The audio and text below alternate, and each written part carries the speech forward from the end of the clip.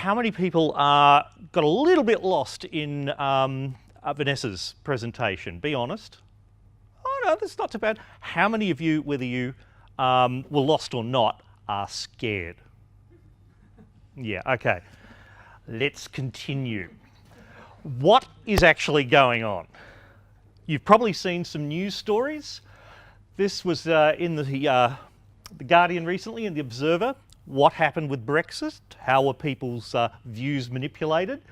And Hillary Clinton, only the other day, said that Kenya's election, which was annulled because there was a lot of suspicion, was a project, as she said, of a US data firm. That firm is called Cambridge Analytica. We will return to them in a moment. So, I want to emphasise that the idea of manipulating an election through propaganda and related black arts is not new. Zach Carter is a PhD candidate at Yale, I think it was. I don't have my notes in front of me for this one. He's actually gone back and looked at the ways in which the CIA has interfered, or at least had an influence on, or an interest in, elections around the world. And this is what he's found. A few countries there. One coming up you might recognise, in fact. And another.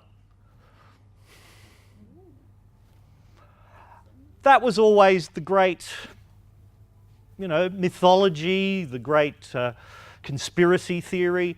No. There is evidence that the United States was interested in Australia's 1975 elections, and why wouldn't they be when you look back at the history? Also, look at the work. Oleg Gordievsky, very interesting chap. He wrote the book called KGB, The Inside Story, because he was the KGB station chief in London. He had, however, been an MI6 double agent for some 20 years before that. He found it very interesting that when Gorbachev visited the UK, that Gorbachev's political briefing was being given to him by a covert MI6 agent.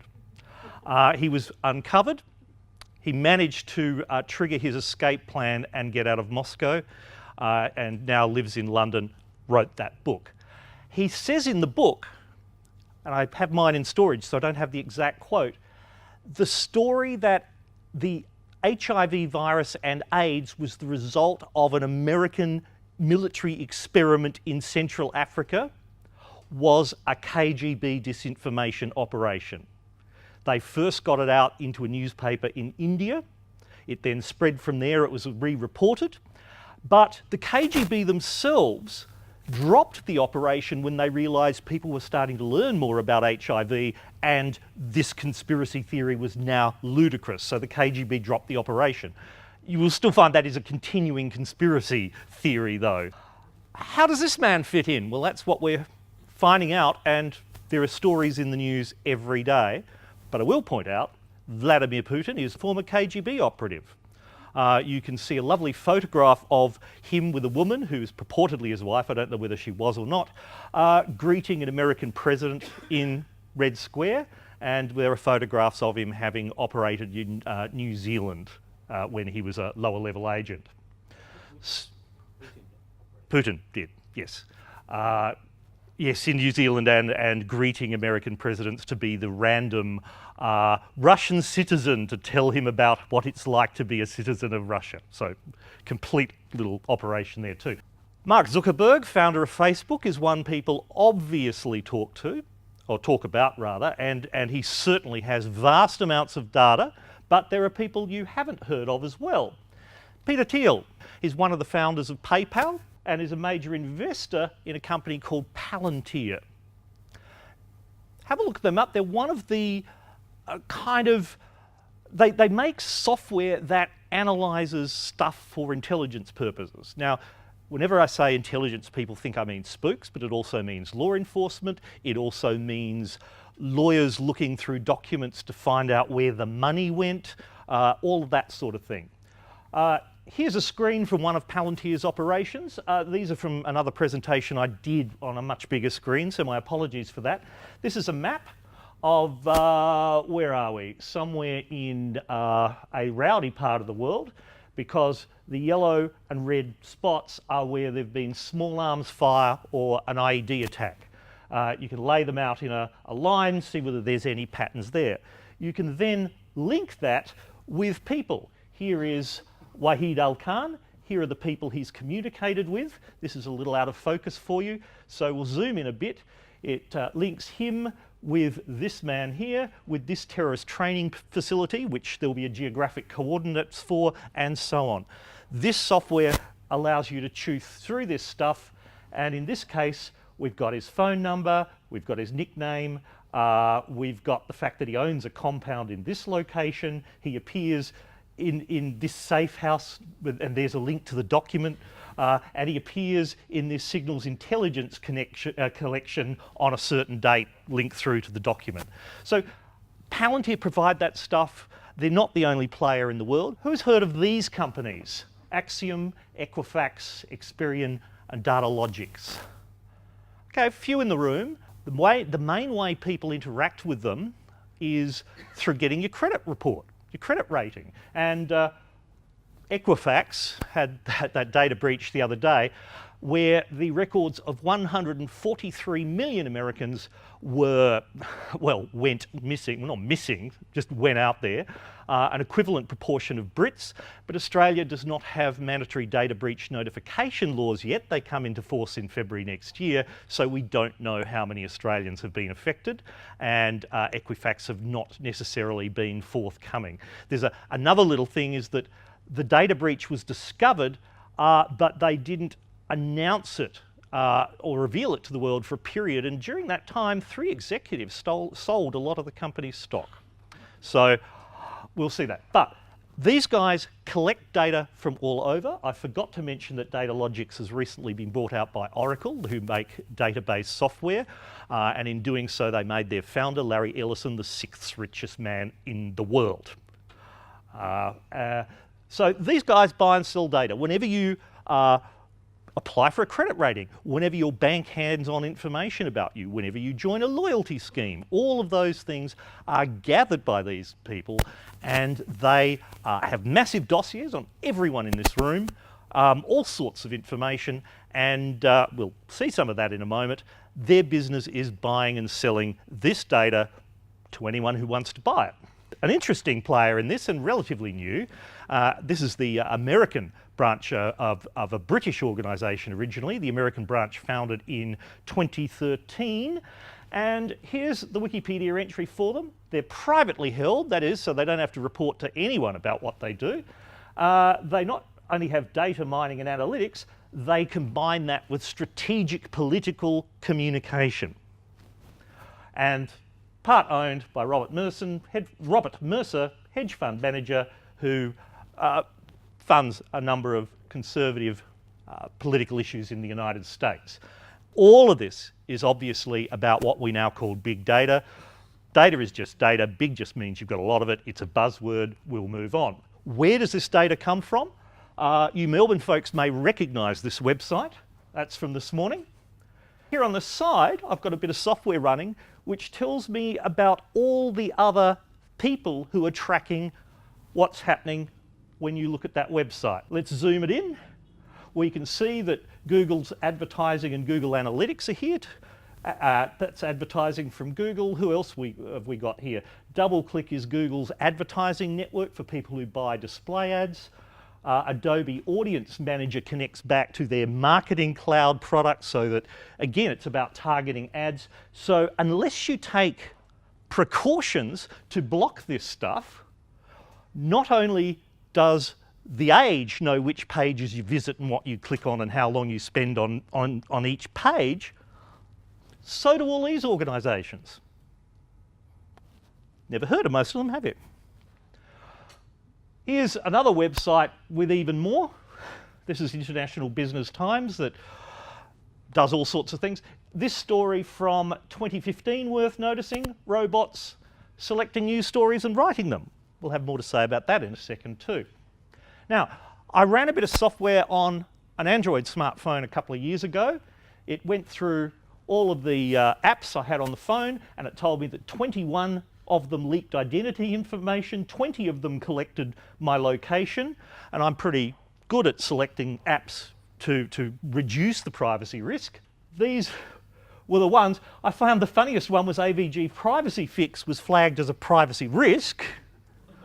Now, I want you to notice this. AdMob. They're a mobile device ad placement company.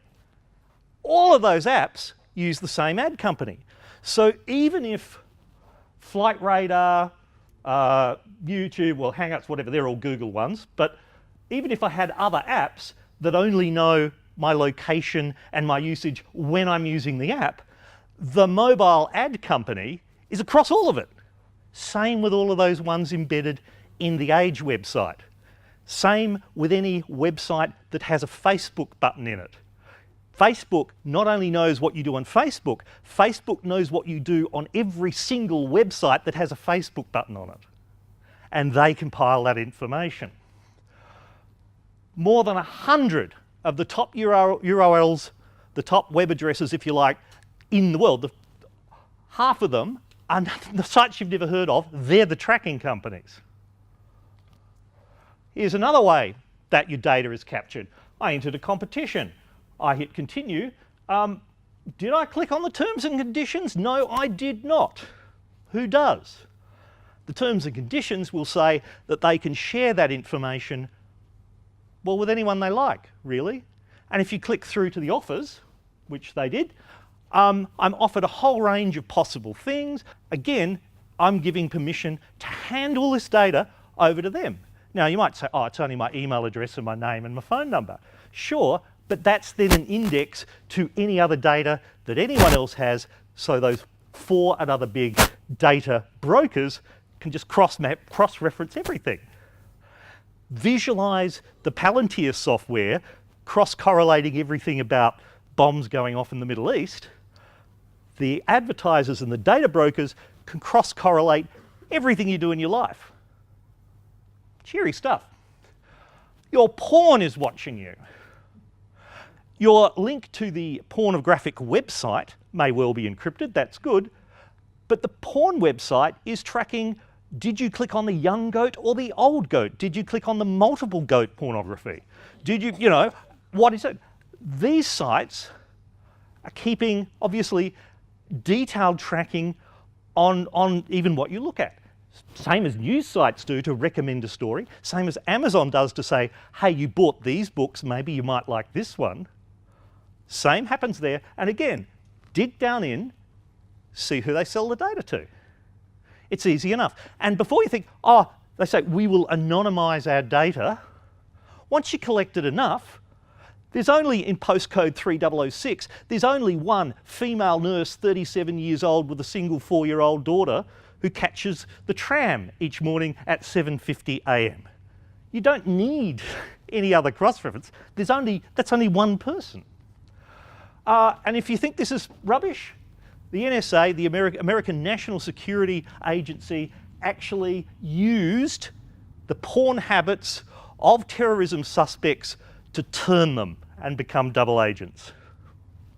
Real stuff. Oh, this is one of my favourites. Fun little quiz. What breed of dog are you? Oh, I'm always in control. Oh yeah, I'm spontaneous. You click through. That's a psychological profile quiz, asking how you respond to situations, whether you're impulsive or whatever. Feed that into the mix too. The advertisers love this stuff. So what can these guys do? Well, this is from Twitter. I don't use Facebook, so I can't show you theirs, but this is if you want to target ads on Twitter. And this is the same sort of thing that's been in the news recently for Russian cutouts buying highly targeted ads on Facebook. This is just Twitter's version. I'll have to talk you through it, unfortunately, but I've said I want any gender in Melbourne, postcodes 3002 and 3207, and I want them to be interested in both boating and dance. And I can drill down even further. I can choose a behaviour and I say, I want to target this at people who are likely to go to a St. Patrick's Day party, and they're interested in boating, and they like dance, and they live on postcodes. I haven't done the cross-match, but I know that in their database of St Patrick's Day people, there's over 700,000 across the whole Twitter database. So you can target ads incredibly finely, and as I don't have in this presentation, but it did come up in the news in the last few days, you can automate all that so you might only be showing a particular version of an ad to a tiny handful of people, and other people don't ever see what you've said to those few people. The other thing you can do with this data is write news. This is one of the earliest running robot-written news stories. The LA Times, on their LA Now website, gets a data feed from the US Geological Survey. If an earthquake is above a certain magnitude and within a certain distance of Los Angeles, then a map is made, a headline is written, the news comes out, they pull out from the data feed the duty geologist's comments, wrap it in quote marks, comma, said duty geologist Fred Smith. It goes up quickly in front of a sub-editor, bang, published. Lots of this sort of stuff is happening. In fact, this is a 2014 story. The estimate was that 1 billion news stories would be written globally in that year. And it's about right. It's all of those data-heavy news stories. The weekend real estate market. Melbourne house sales this weekend were down 7% on the same period last year. The highest price paid for a house was in Toorak, this number. Blah, blah, blah, pull out a photograph, whatever. Junior sports in the United States is also written by robots. There's only about a dozen narratives for a sporting match, right? I mean, really, it's home teams struggled in the first half with goals by X and Y, but they rallied in the second half with a magnificent score of 10 points from so-and-so. So you have a dozen templates, say, that are written by proper sports journalists, and the conditions in which you shove the data in, and out it goes. Sometimes it goes wrong. Sometimes the robot stories, say in the United States, will jumble up one of the 17 different towns called Springfield. But all of this data-driven stuff is happening now and has been happening for years.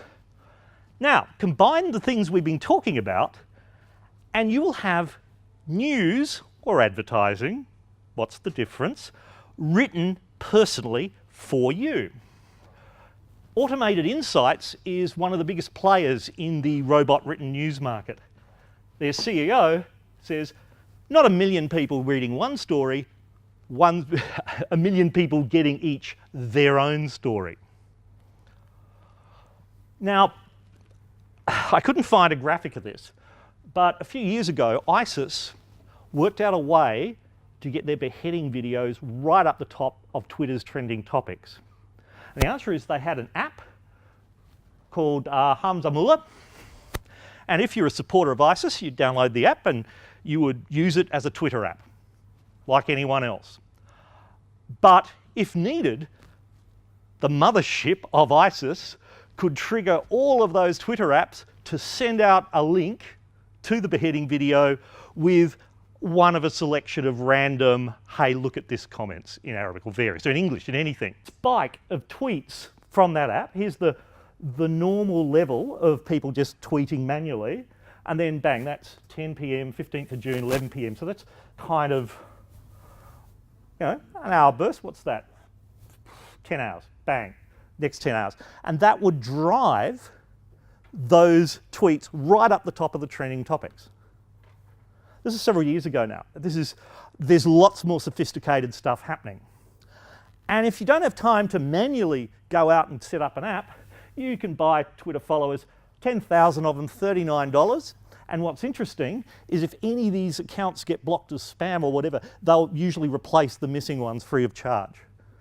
So they create accounts that behave like a human by randomly choosing tweets or following a news service or whatever. So it kind of looks like humans on Twitter, but then when it needs to, these can all flip over and do your promotional campaign or your propaganda campaign or whatever. Speculation and a bit of fear.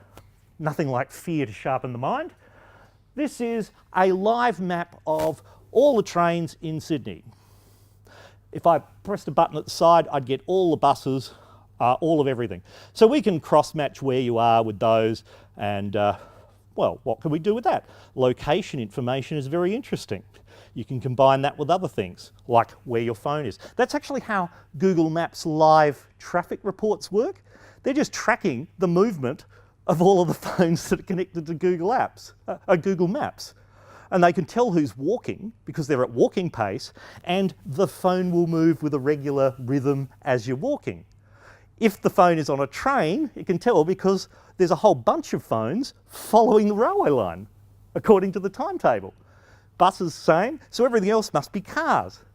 And so all it does is track the movement of cars and go, well, that's slow. And if you look at Google Maps, the route it recommends to take over the road varies according to the traffic levels in real time. That's just what people are doing publicly. What else can we do? Ah, yes, Facebook's secret emotional manipulation experiment. A couple of years back now, Facebook wondered what would happen if you skewed the amount of positive stories versus negative stories that you saw, or positive messages versus negative messages. A typical person on Facebook has, call it 100 friends, for a round number. Apparently, the average is 1,500 items per day that go into your Facebook newsfeed. So how are they selected? Facebook won't tell you, that's part of their magic sauce. But they want to show you, what, 20 odd up front, and you have to dig to get the rest. So how are they chosen? Well, Facebook decided to say, well, what if we skew them more to happy messages from friends and happy news from the news companies, or sad? And they found that yes, you can cause a statistically significant shift in people's mood, because if we see happy things, we're happier, right? And the other way around. So Facebook did an experiment, proved that. They published the academic paper, you can look it up. They say that you have given them permission to do that when you sign up to Facebook. Did you read the whole thing? Probably not. Did you understand the bit of the privacy policy which kind of implied they could do research? The jury's still out on that one. So, this man is David Irvine. He has been at various times the Director General of ASIO and the Director General of ASIS, the Australian Secret Intelligence Service. For those who follow more British things, he's been head of both MI5 and MI6 equivalents in Australia. He's a smart man. I was at a presentation last November and he said covert influence has long been an element of the art of intelligence. Find ways to influence your opponents or whatever to do the things you want rather than the things they want to do. That's been a long thing, but the internet has provided a new vector. He said, there's more to that quote, it's basically, watch this space. I think that's enough for now, don't you? Thank you.